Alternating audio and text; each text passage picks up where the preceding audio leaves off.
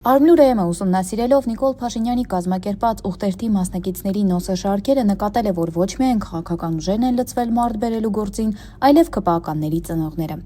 Օրինակներից ցցունը ԿՊ ԱԺ պատգամավոր Ալխազ Ղազարյանի հոր, Աղաբեկ Ղազարյանի ֆեյսբուքյան ուղիղ եթերներ։ Մարդ բերելու հրահանգի կատարման գործում լծված Ղազարյանը ուղիղ եթերում հնչեցնում է անուններ, ապա հորդորում են, որ Ղազարյանի հետ քայլողները պրիվետ անեն։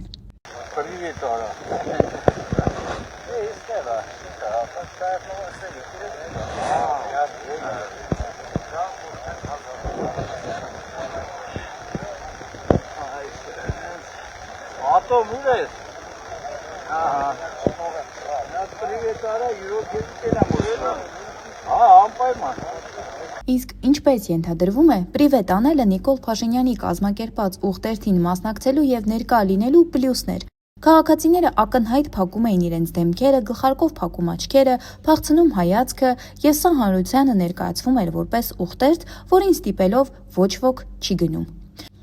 Ողջամիտ հարց է առաջանում, արդյոք անգամ ուղտերթին մարդ բերելը վարչական ռեսուրսների օգտագործում չէ։